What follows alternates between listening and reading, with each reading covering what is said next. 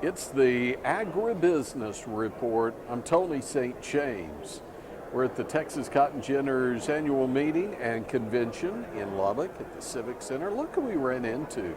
Ken Lege, who is with Texas A&M AgriLife Extension and is cotton specialist. Ken, it's great to see you. Well, thanks for having me today. Okay, a little background about Ken. And did you grow up in cotton?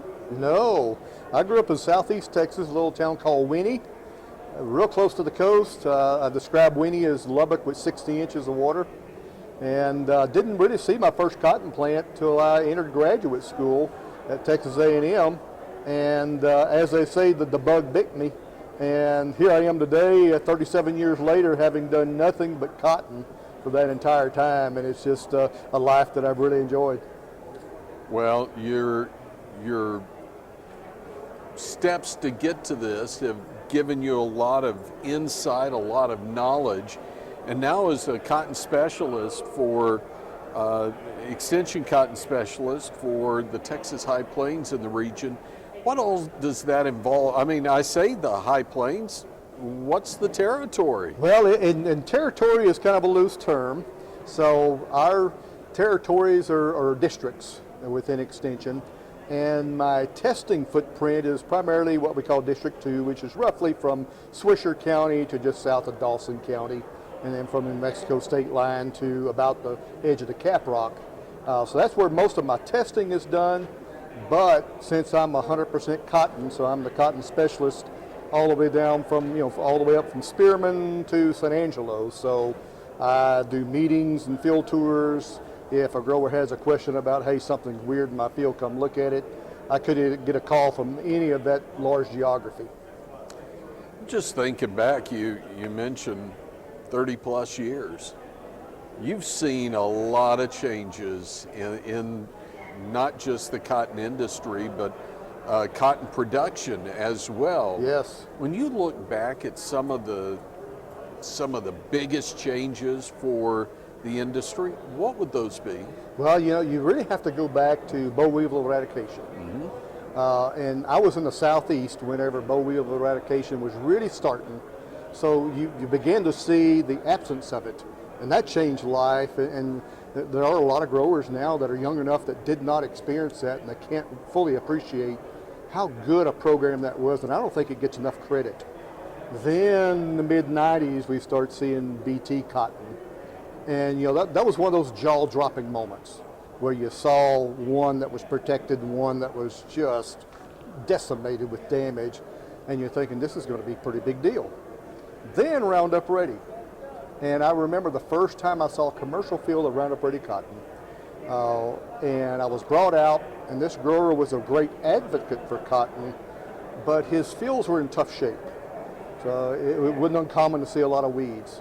And so when I was brought to the field, I remember asking whoever I was with, well, when did this guy go no-till? And they were like, no, this is not no-till. What I thought was wheat stubble were carcasses of pigweed plants.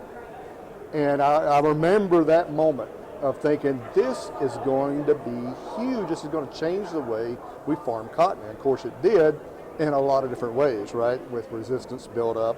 So when I look back at those things, those were the really exciting moments, and probably the most recent aha moment I had was when we had reniform nematode resistant varieties.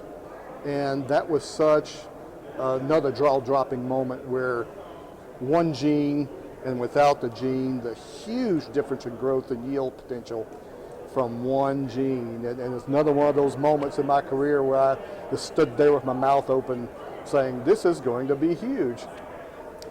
Well, speaking of huge, we started 2023 thinking we're getting ready to put runs on the board. We home runs here. Right. And then we ended up losing the game, if you will. As we look to 2024, and we're approaching planting time pretty quick, we're not we're not going to have many acres change at this point. Will we, out of cotton to something else or from cotton back in, at least for that first planting in May? Yeah, I don't think we'll see big differences. Now, as I tell people, planting rain at the right time can change the landscape in the high plains. So if we get the proper planting rain, there's going to be a lot of dryland cotton planted. I don't care what the prices are. That's just what growers here are used to doing.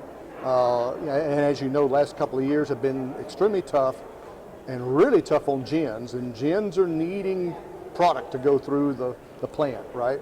So I think, and a lot of growers are members or owners of those gins. So if there's an opportunity to plant cotton, I think we'll see cotton planted. But it's, a lot of those dryland acres, I think, are going to be last-minute decisions on whether they plant it, whether it's prevented, do they put sorghum out there as an alternative and slightly less expensive option. Now, if we go into the season dry, yeah, I think we'll see those acres pull back a bit, maybe get up to the insurance planting date, and they'll put something out there. And I hope we don't have that, right? I hope we have a good planting season to where everybody can get all the acres they want planted, and we'll have a good season. We're set up moisture-wise, and of course, growers like to be toward the cautious side, and I think it's smart.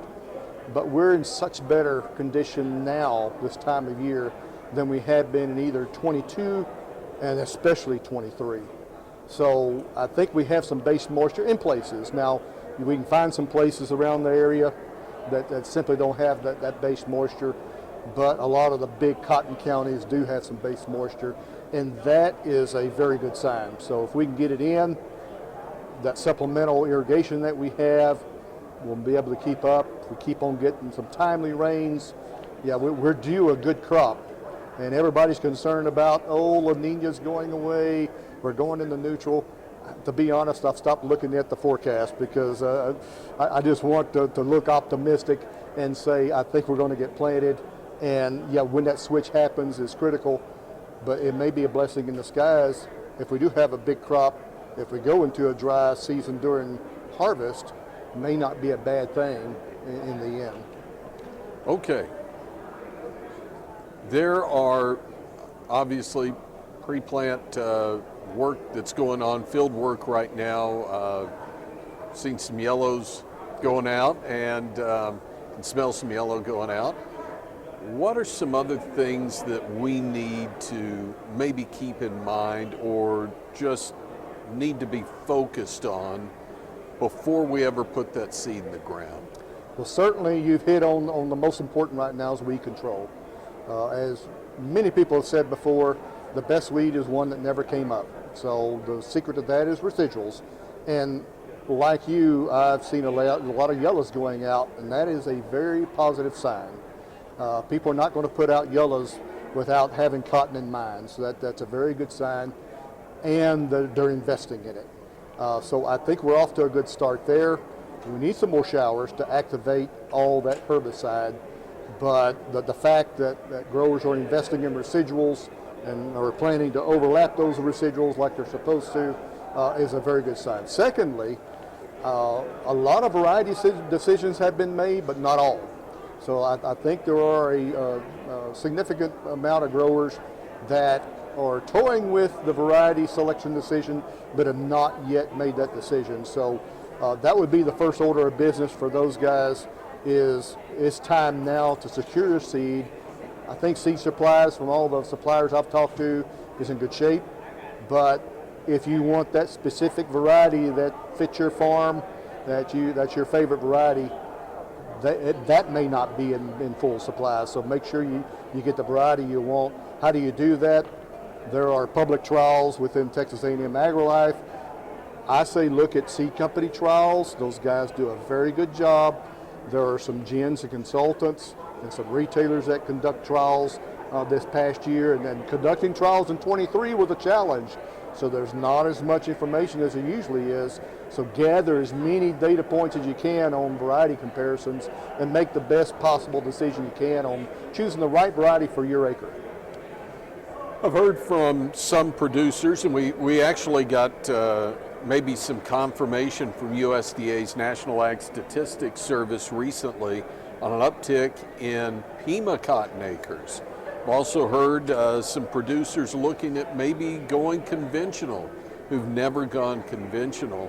And then you've got organic as well, all within the district that you're in. So as you consider that, does it make life a little interesting for you having to switch back and forth from conventional, organic, then Pima?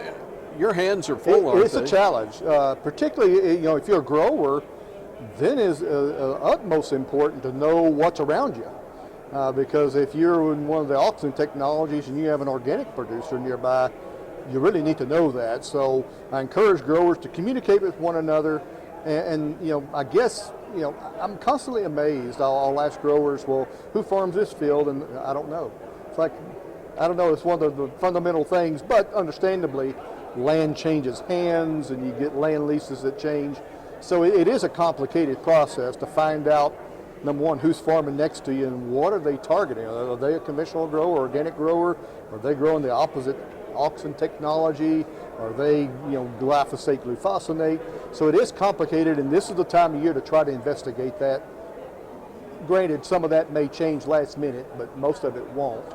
But yes, it does present a challenge to all those growers to make sure they're all respecting one another's directionality with regard to wind and drift, and trying to be good stewards.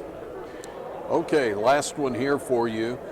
There's a lot of tools available in our toolbox, but what tools does AgriLife Extension bring to the field? What are some things we need to know about Extension?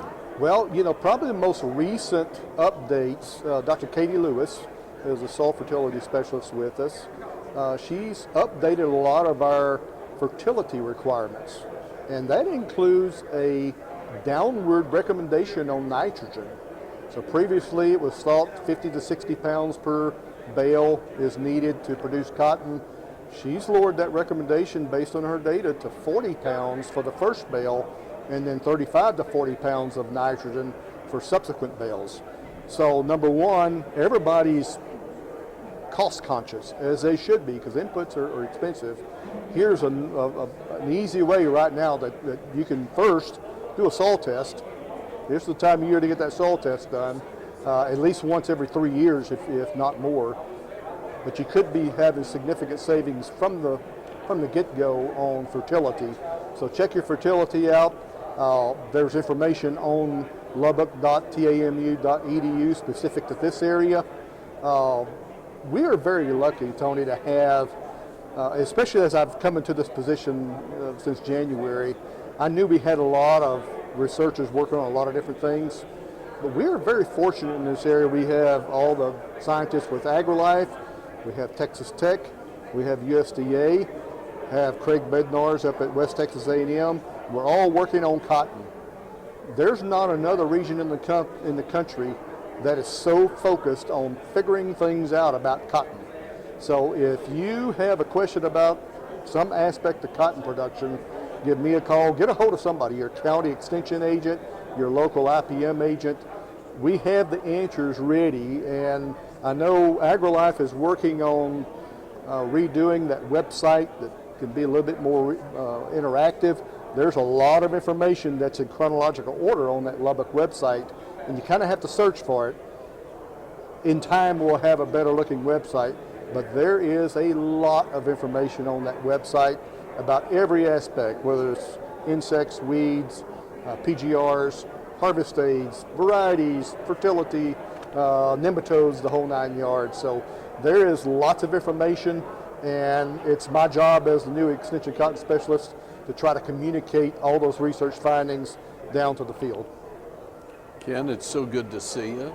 Congratulations on the new job, and looking forward to working with you a lot. Well, thanks. A pleasure to be here. Okay, so we're at the Texas Cotton Ginners annual meeting and expo. It's at the Lubbock Civic Center. I'm Tony St. James. This is the Agribusiness Report.